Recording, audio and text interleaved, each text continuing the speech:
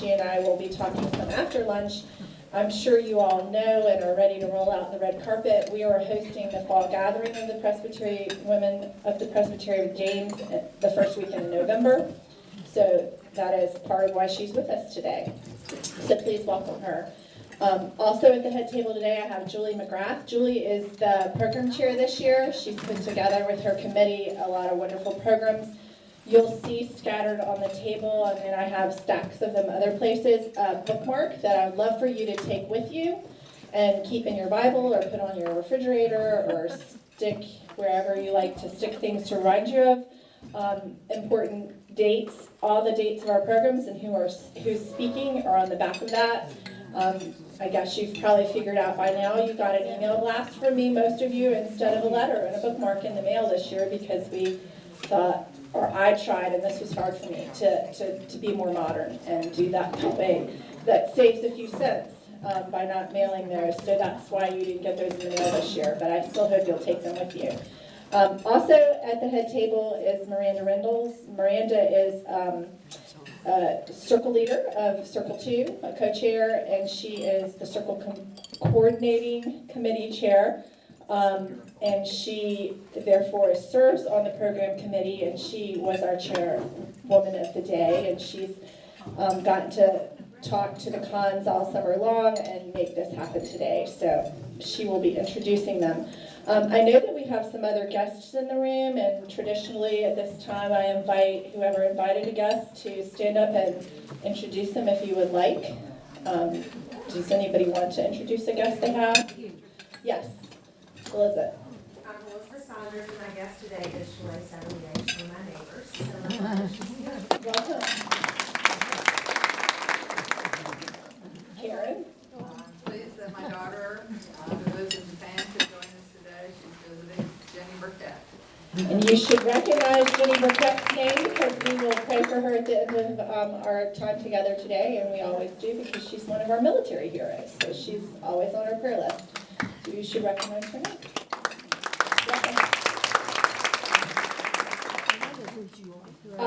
And I'm about to forget this as I try to remember everything. We also have, I don't know if everybody's met Janet yet, Janet Mcgrath. I probably didn't say it right. no, you did perfect. Okay, Janet's with us today. Janet is her title is something different. I'm trying to think. What is it? Just Janet is great. Just Janet. Janet is with us. We're all getting to know her, and she's sitting up here, so welcome her and say hello as she gets involved with all the wonderful things we do here at First Presbyterian. I think that is all my introductions, and so I'm going to ask Miranda to come introduce the cons.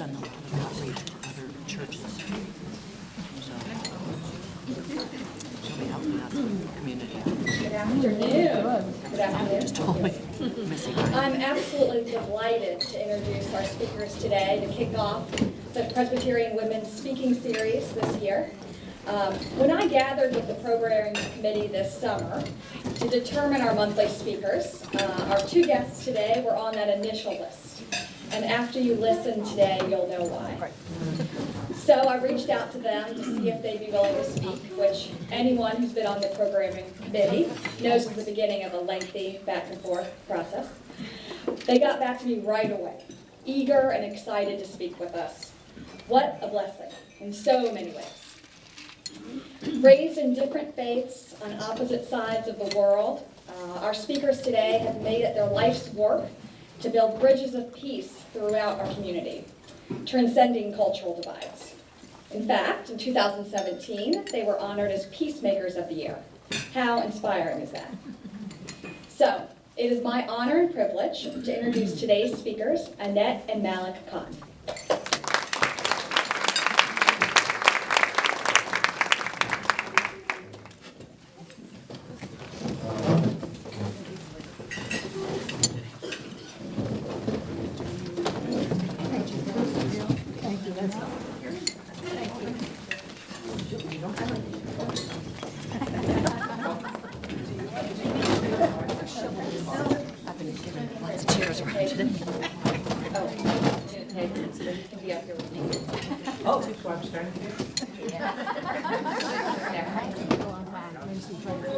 water there. I didn't realize. Sorry.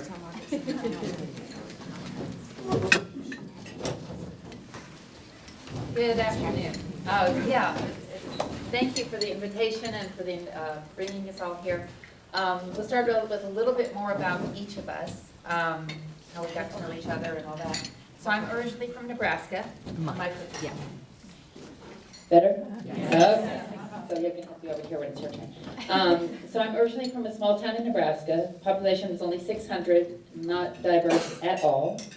In fact, I was talking to Miranda earlier, some people in Nebraska don't even get out of the state, let alone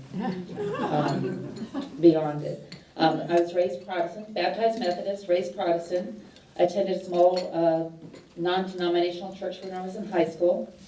So went through the whole, that was all I knew. We met at University of Nebraska in Lincoln, and we were married in 1976, so it's been a few years. And we've traveled a little bit. We lived in Kansas City, Dallas, Texas, and we've been here now since 1989. I've been working the last 20 years at a small Muslim school. It's on the south side, but it draws Muslim students from around the whole area. It's called Al Medina School of Richmond. So I started there about 20 years ago when we only had kindergarten and grade 1 and 20 kids and 2 teachers, and it's grown now. We have 140 students and 30 teachers, and it is so diverse, you won't believe it. Like 30 different countries. About a third of the students are from India, Pakistan, which is where he's from originally. About a third of our students are either Black American or African. So we have several students from Sudan, from Nigeria, some of the other Ivory Coast.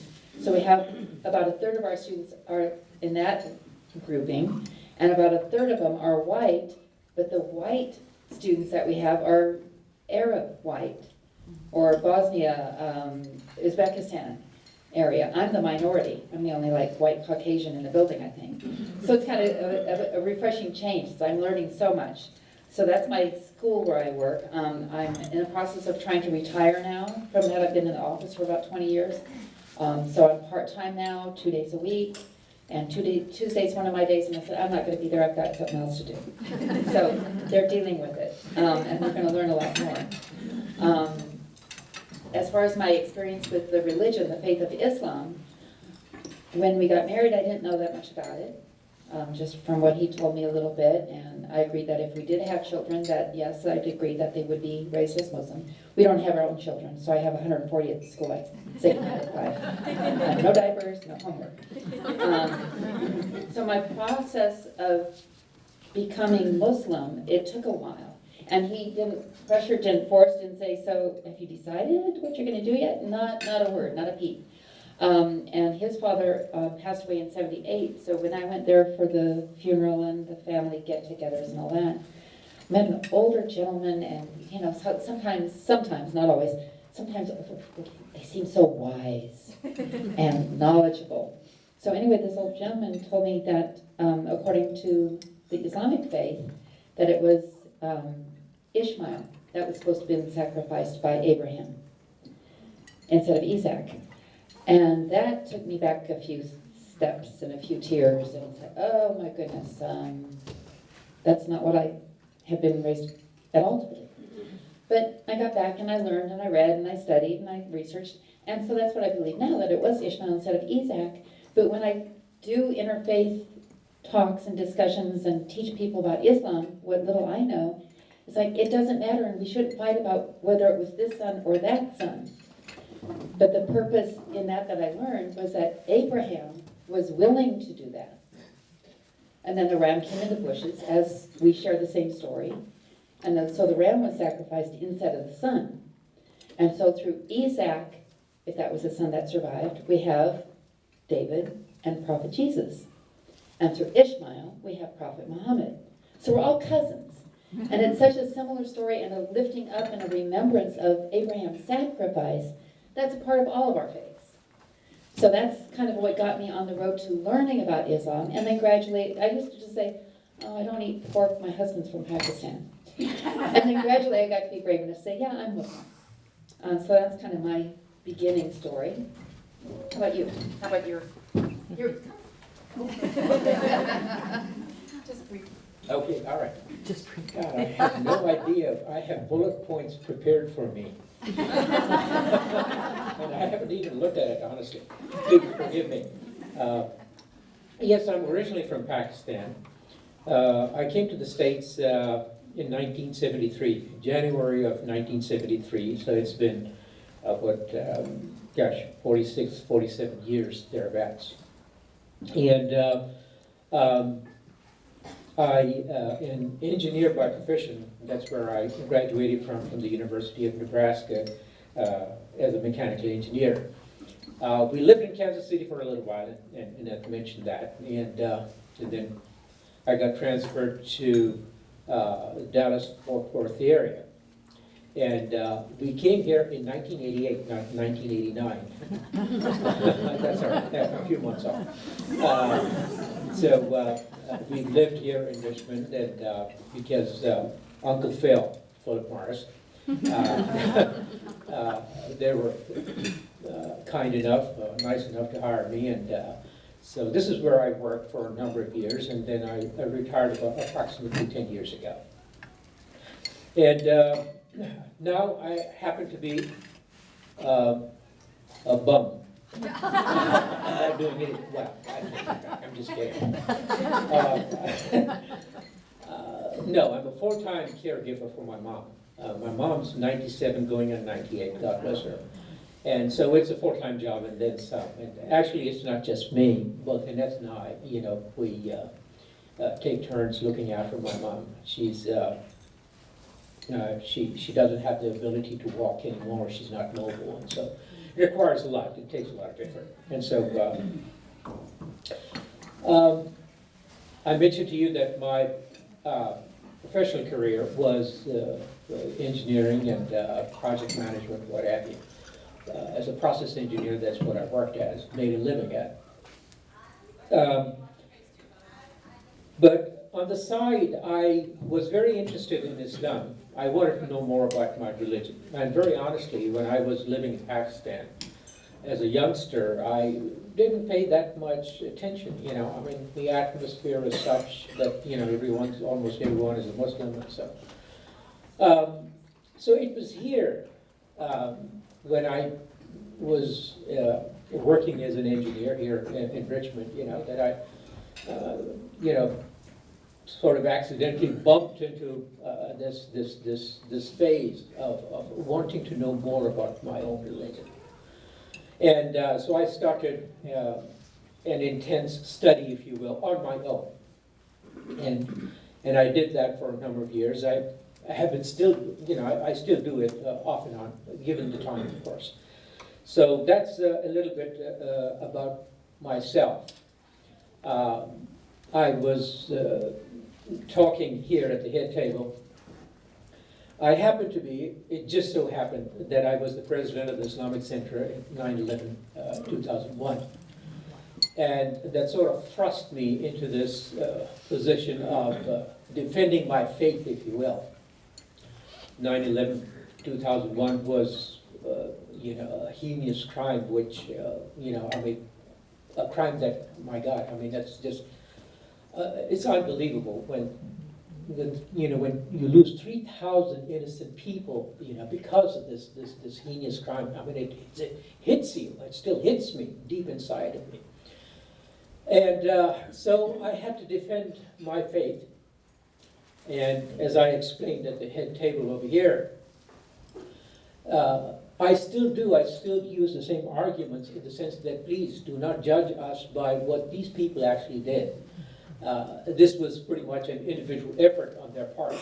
I grant you there were 19 people, but that's just teeny weeny bitsy little minority of Muslims.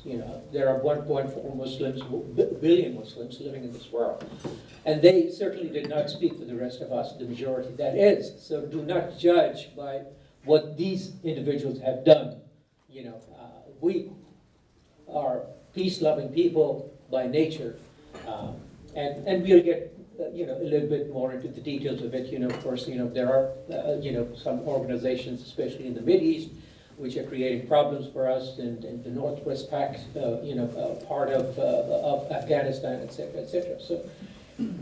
So we have our share of extremists, and we have our share. The heavy majority happen to be, peace-loving people. So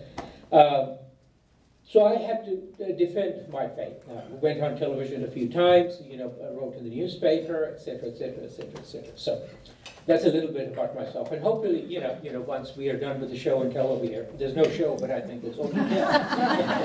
So, but we'll have our Q&A, and then, we can go from there. Okay. Thanks. If you don't mind, I think I'm going to bring that chair over here. My knees are a little bit weak. Oh, okay.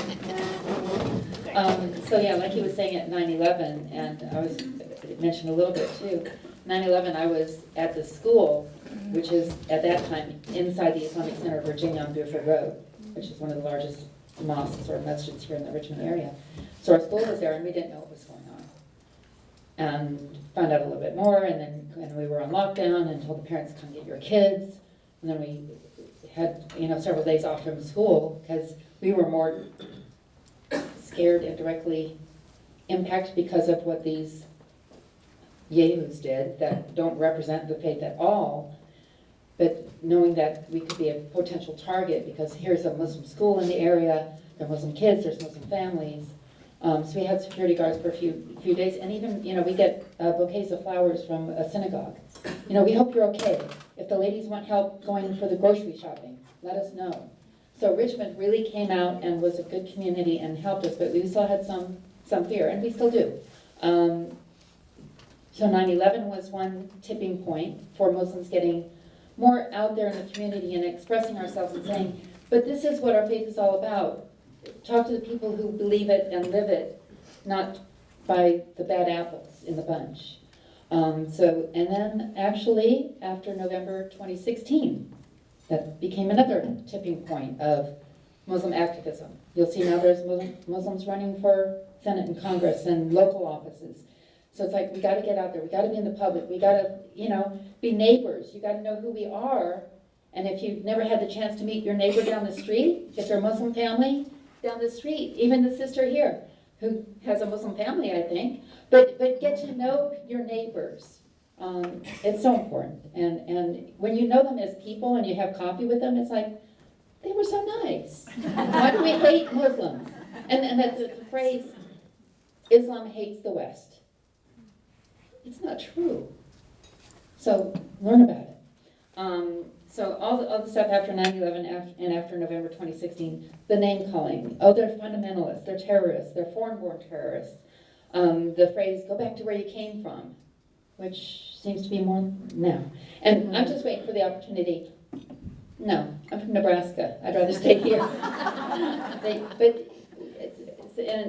I've gotten more used to trying to be in situations where people that might not have talked to a lady wearing a headscarf, even at the grocery store, I'll say, oh, those look like great apples. Just some silly comment. But it's a way for the lady in the grocery store to know, oh, she speaks English pretty well. Yeah, from Nebraska. And have just a innocuous little conversation. Oh, she might have been Muslim, but she didn't look like it, stuff like that. So much hatred, and it's coming out so much now. Just hate crimes, injuries, death, because people are wearing a scarf. Damage, vandalism, destruction of mosques, synagogues, and temples. It's not just the Muslims that are being attacked by all this hatred. It's black churches, it's synagogues, and even just this week in the news, a Sikh, the men who wear the turban. A Sikh police officer, I think in Houston, was just shot. But after 9/11, there were several Sikhs that were killed. They were mistaken identity. And two from one family. Not right away, but one from a family, and then a few months later, another from the same family was killed because he was Sikh. He's the guy wearing a turban. It's just, ugh. So after 9/11, we sometimes say that our religion was hijacked by the bad apples, and now we have to defend it and explain it and over over again. And some people come up and say, but but why don't you speak out? It's like, we do. He took out ads in the Richmond Times-Dispatch after 9/11, and candlelight vigils and things like that. It's like, we try, and we're doing some gradually, and we've been to more churches and schools and or other organizations. Just trying to teach from our perspective what the faith of Islam is all about. Other organizations that we've been a member of and part of in our, I guess, peacemaking efforts. I've been a member of Interfaith, now it's Interfaith Community of Greater Richmond. For years it was the Interfaith Council of Greater Richmond. So that organization, and we're dwindling now. We're all older ladies, like kind of like this group. And it's like, oh, we just don't have enough folk to pull programs together much anymore. So we really need to grow and get more younger people to carry on that baton of, and the interfaith community was more about just teaching and education and respect of people of different faiths and religions, and just learn about it and then share and build a community that way. So we're still going on. And by the way, November, I'll send you a flyer, November 21st, Interfaith Community has something called, it's a Friendsgiving.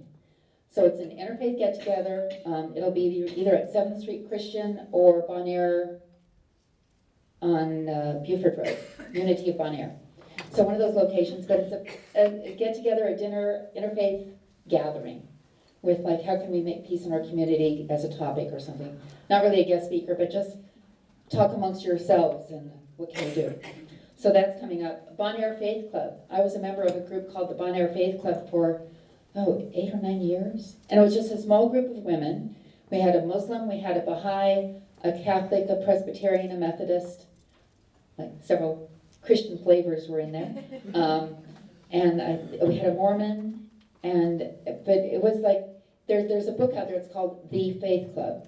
So it's written by a Jewish woman and a Muslim woman that wanted to write a children's book, and they ended up creating this faith club for women. And in the back of the book, there's an appendix that has all these topics. So our Bon Air Faith Club went through so many topics. It wasn't learn everything you want to know about this religion, but it was like, so in your religion, how do you fast?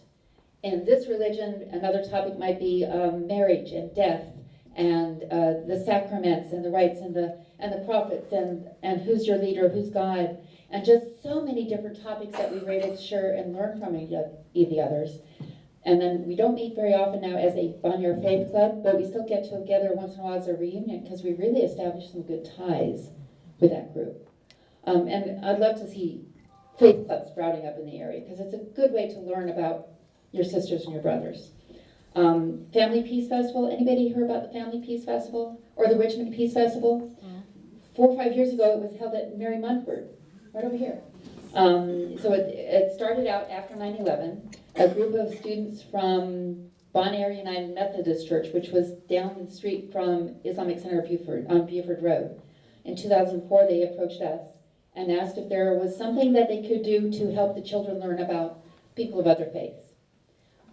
So we came up with a small little thing. It was at Bon Air United Methodist Church parking lot outside, and we had some skits. Some of the kids got together actually during the summer, the Muslim kids and the Christian kids, and they did a skit about the time in Andalusia in Spain when the Muslims and the Christians got along so well and learned and worked together. So these kids put on these costumes as if they were way back when, time frame, and they did a skit for the Peace Festival, and we had some speakers and conference sort of set up, and it grew. So we've had it at Mary Munford, we had it down at Bird Park one year, St. Joseph's Villa.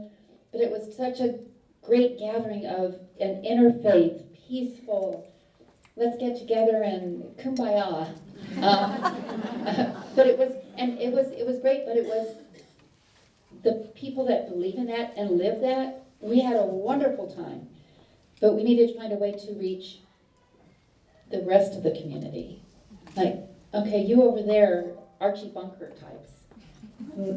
This crowd understands that more than the 16-year-olds. You all need to come in here and meet with us and create a better society. So Peace Festival, the last time we held it was 2017, 2 years ago, and I was the chair along with some other friends, and just don't have the time or the oomph to do it anymore. But I would love to see something like the Peace Festival again, a way to celebrate peace in the community, however that's done. There's something out now, the Muslim ban. I got a friend that's writing postcards to the senators and congressmen. Please stop this Muslim ban. Don't vote for it. Let them, even though they say it's a travel ban, but it's about the countries that Muslims are in. And that you mentioned the peacemakers from, we've both been board members at Richmond Peace Education Center. So that's another organization that we've been involved with. And they welcomed us to be their Peacemakers of the Year that in 2017. You want to tell them about the topics, the different types of programs that we can do, that we've done? Or do you want me? Yeah. We can, yeah. Very briefly, I'll have to go back to 9/11 again, 2001. We were very much on the defensive, as I mentioned to you earlier, and we had to come out defending our faith. And so we felt the best way would be to introduce Islam. There are many misconceptions, misnomers, what have you, so we felt this was the best way. So we did several presentations on introduction to Islam, with the proper interpretation, if you will. When I say proper, meaning it means in line with or in sync with the Quran and the Sunnah. The Quran is the divine book as far as the Muslims are concerned, and the Sunnah is the methodology or the way of Prophet Muhammad. So those two are the primary sources of information.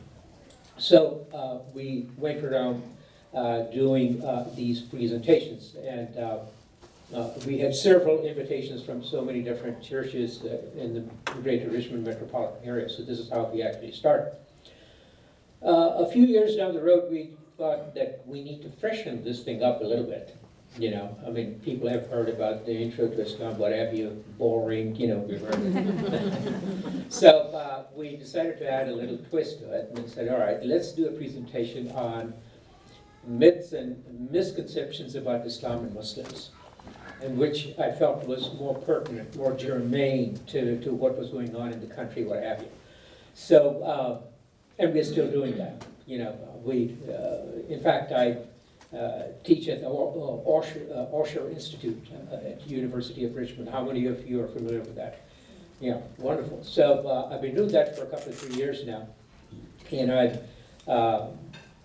my arm got twisted and I got invited back, so to speak. I'm doing a new one in another topic pertaining to Islam and Muslims, and this will be the first of its kind. It's going to be done in the late November, very early December timeframe, immediately after Thanksgiving, if you will. And that is going to be extremism in Islam. And I think it's important that they hear it from me, because of course, I mean, like each religion, major religion, if you will, each major Semitic religion, if you will, you have extremists, and so do we. And so, but what are the causes of it, so on and so forth, so I'm going to talk in some detail. I want to make it more academic. That's my nature. So we've talked about that. And I also, in both these classes, misconceptions and extremism in Islam, I intend to, and I have been talking about Sharia law. Because, I mean, this is one huge area with a great amount of misinformation, misnomers, what have you. Not misconceptions, the wrong information has been spreading out. And so that has been a focus of mine, to explain what Sharia law actually is. And not, what has been spread around, and I think it's important that I do that, provide the proper, information, and just so that people would know, instead of, spreading fear and hate, and that's something that I'm trying to educate people about. So these are some of the things that we're actually doing. So.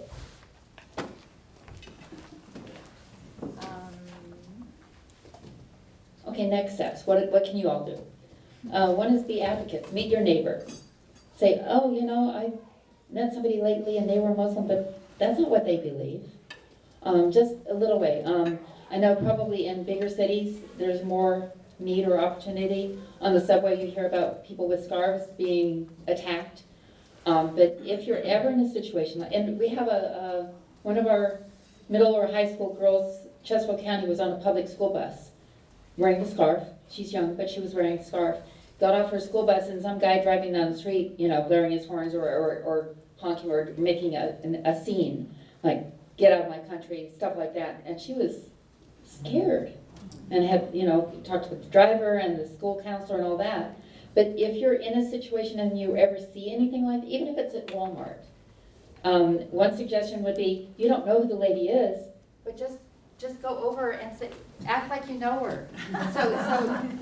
We're gonna have coffee later today, right? Okay. And just talk to her and ignore the hate that's over here. Don't try to defend her. Don't try to get in the hater's face and get yourself attacked, but just go up and pretend that you know her and talk and have a good polite conversation. Why don't we take the next exit together? I'll walk with you for a while. Just whatever to distract from the hatred. So even if it's a Walmart, just go up and pretend to be a friend. And you might make a real friend too.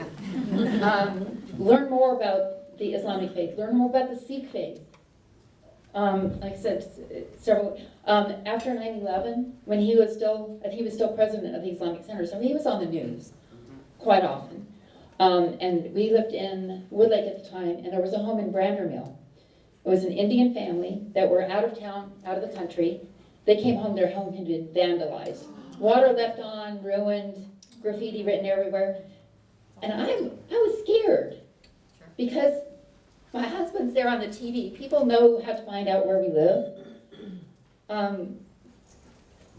Shouldn't have happened. Don't believe everything you read. Find out yourself. And we've got some maybe more reliable sources. If you look on the internet, there's fake internet learn about Islam sites created by probably Christians who hate us. It's like, this is what they believe. But it's a fake site to try to teach you the wrong thing. So if you're looking for stuff about Islam on the internet, try to find out if it's a reliable source or not. Q&A, or wrap up, whatever we need to do. Thank you.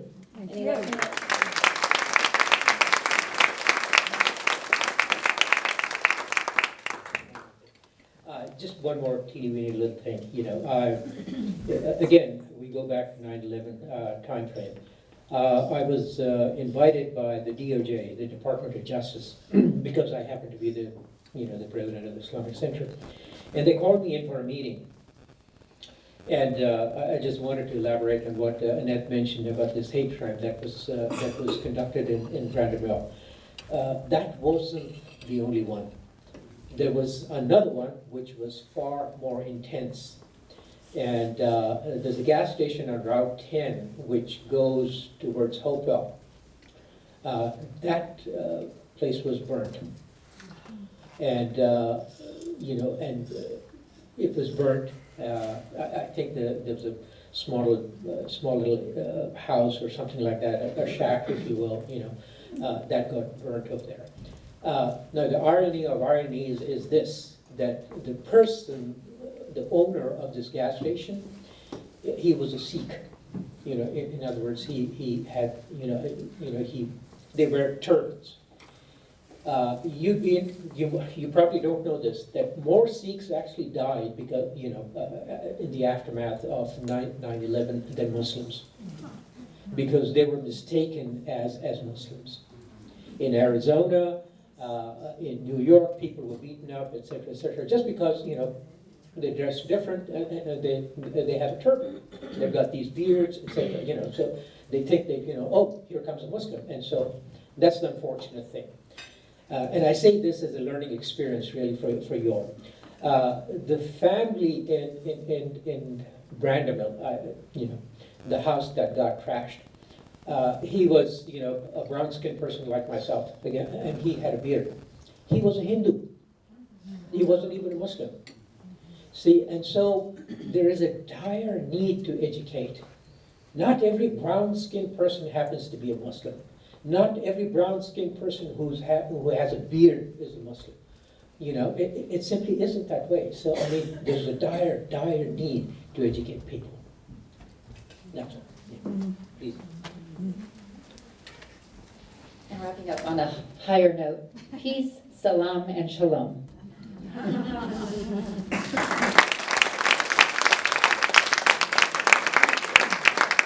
we have some show and tell books over here if you want to look at some books. Just show and tell.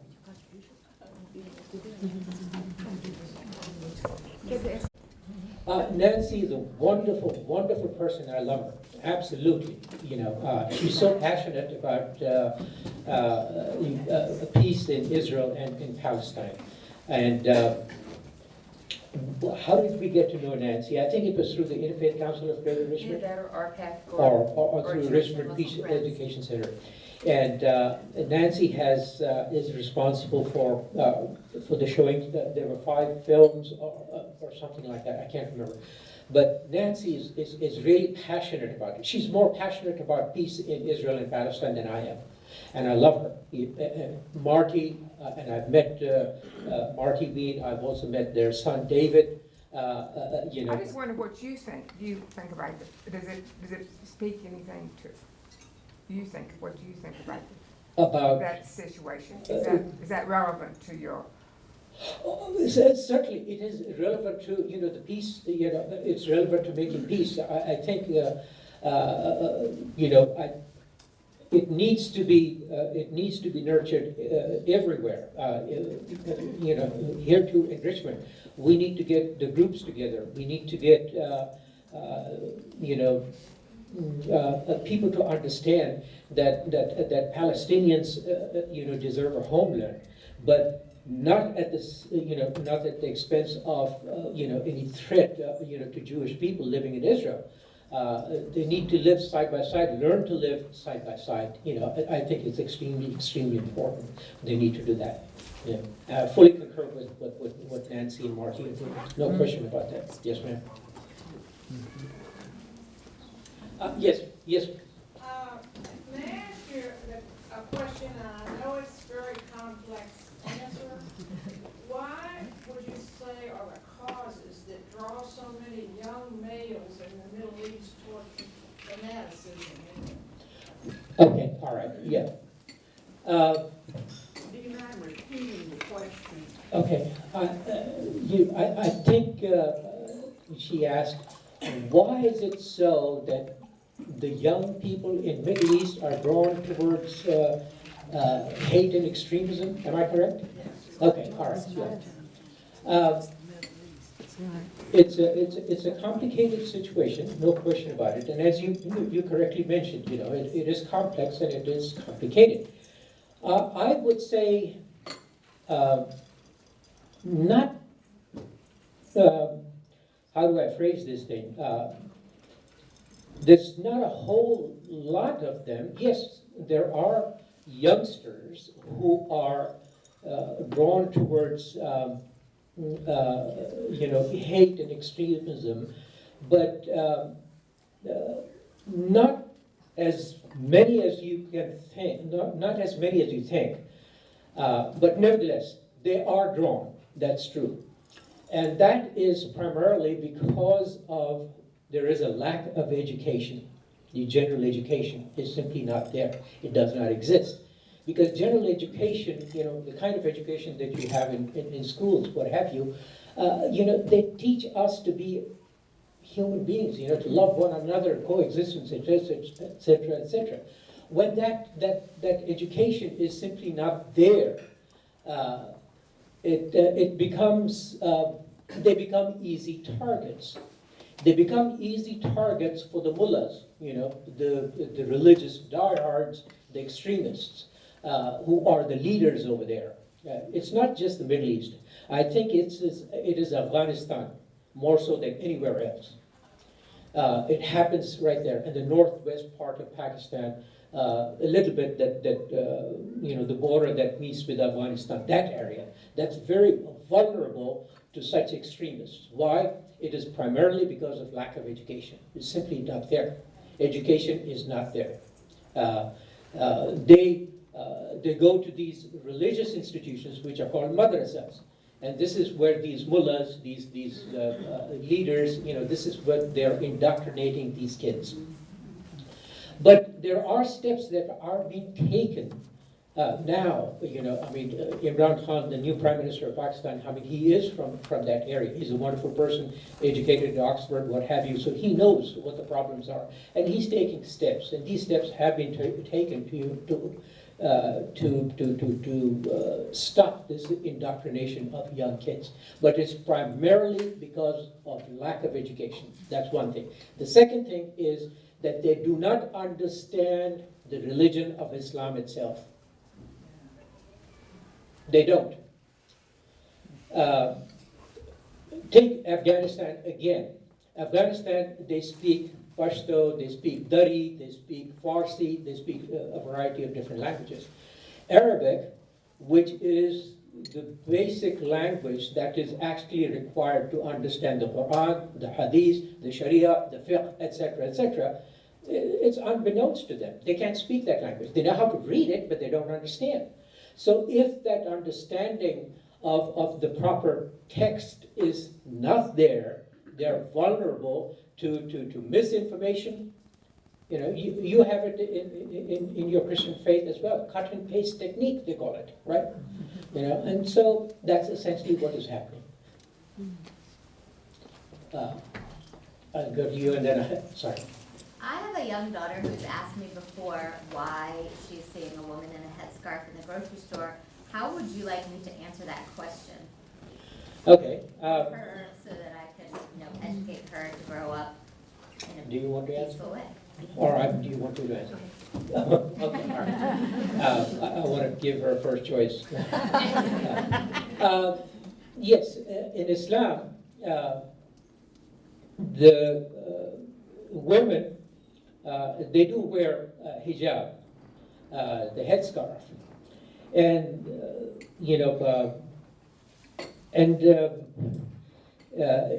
we don't force, the moderate Muslims, if you will.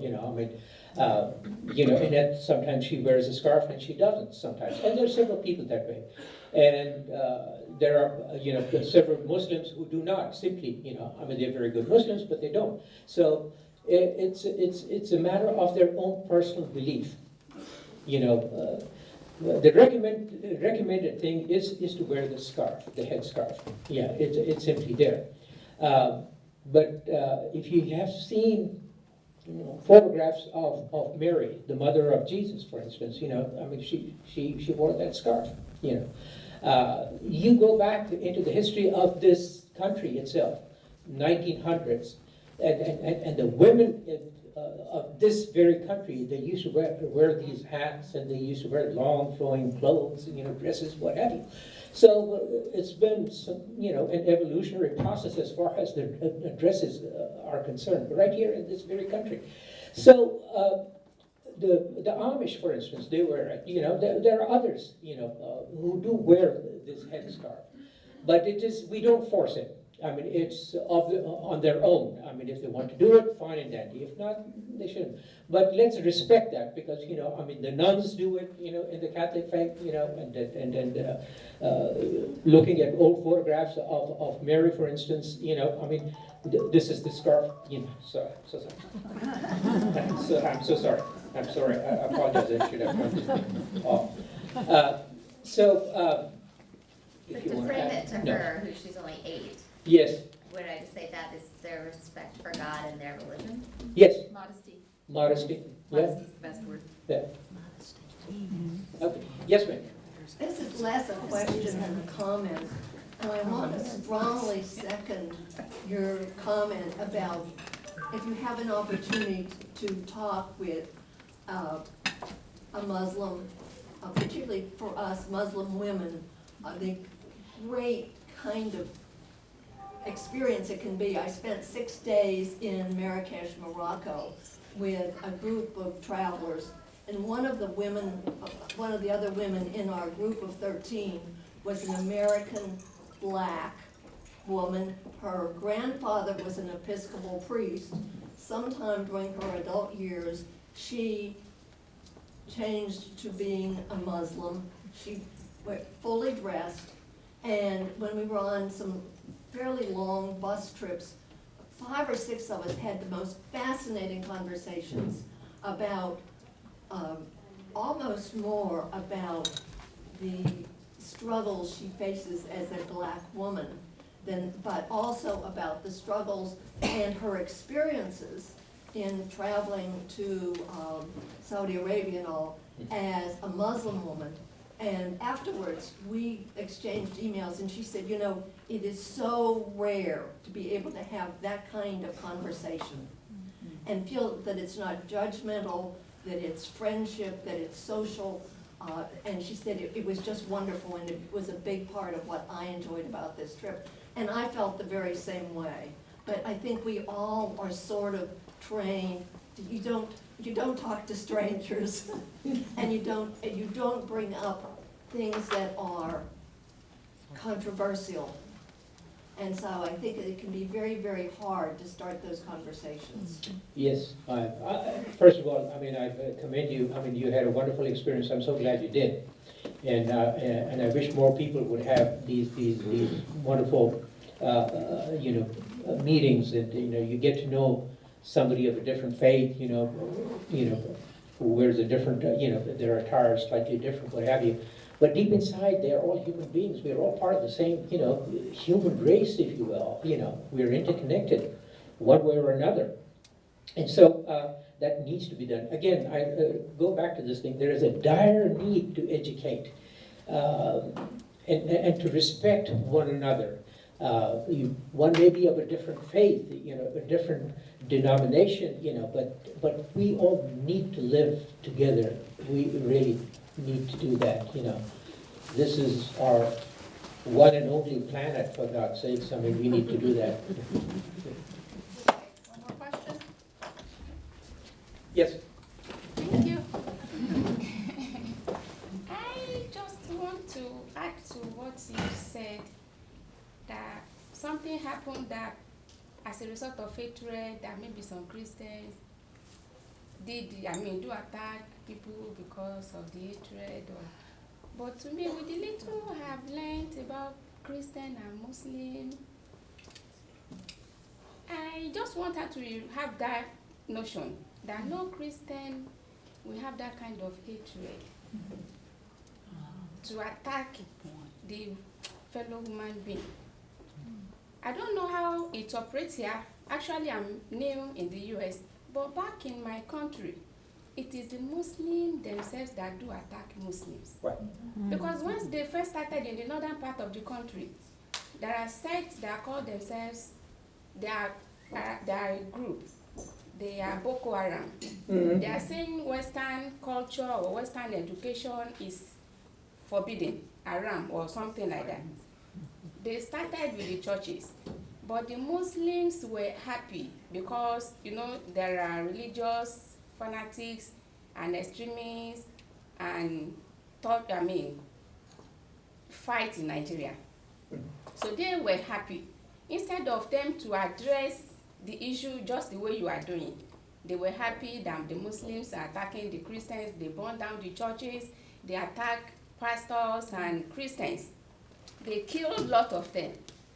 But now the Muslims are now killing themselves. They have raised down like more than half of the northern part that they see themselves as Muslims. So what I want to say is, she did mention, so I want us and her to erase that. Like you have said, that we, being a Muslim or a Christian, we all carry the blood and we all carry lives. And with the little knowledge I have, no Christian will have that hatred. I want to say that there may be fanatics, like you said, after 9/11, that some has hijacked the religion. There could be those ones that are doing that. I want to say that no Christian will get up and say, no, I hate this. Though there might be misunderstanding or differences in what we believe as Christians and as Muslims. But if we are still talking about the education and the spread of peace, I think such things should not come up. There is a Christian that, I mean, those that hate Muslims are attacking them. Okay. Thank All you, right. sir. Certainly. All right, let me give my answer in response to you. How many of you over here are familiar with what happened in Bosnia? How many Muslims were killed and who killed them? The Christians killed them. Yeah. There were mass graves. The second greatest Holocaust was done to Bosnian Muslims, ma'am, and it was done by Christians. So it's not something that is simply done by Muslims to Muslims.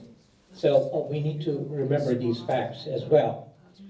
The reason why it is happening in Nigeria, I think I can attribute that to education as well. You know, Boko Haram, I mean, they are no different than Al-Qaeda, they're no different than these renegade organizations, absolutely. You know, these are extremists, they are out on the fringe, completely out on the fringe, absolutely. The silent majority of Muslims, you know, they want peace, they want to live in peace, you know. It is, you know, the Bosnians actually helped the Jewish people during the Holocaust. The Albanians actually helped the Jewish people during the Holocaust. They gave them their own places of refuge. So, I mean, it depends upon the person, it depends upon the community, but the underlying factor, ma'am, I think is that you have to have the proper education for that. You know, if they have been indoctrinated by somebody, you know, by a fear-mongering leader, a religious leader, a cult leader, things would have been different. So that is the answer to that. Yes, ma'am. As a teacher, Yes.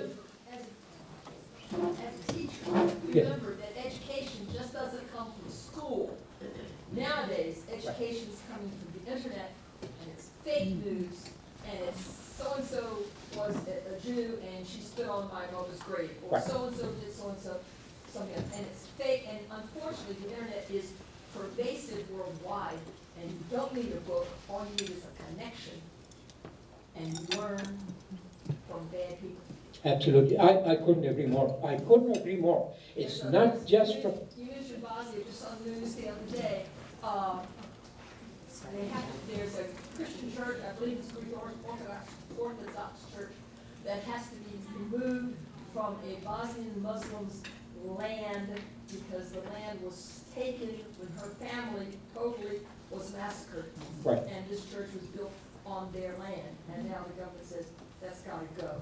It's little bitty steps. Right. I'm Absolutely. in pain, that's what I'm talking about. You also mentioned the silent majority, and that's our problem, we're silent.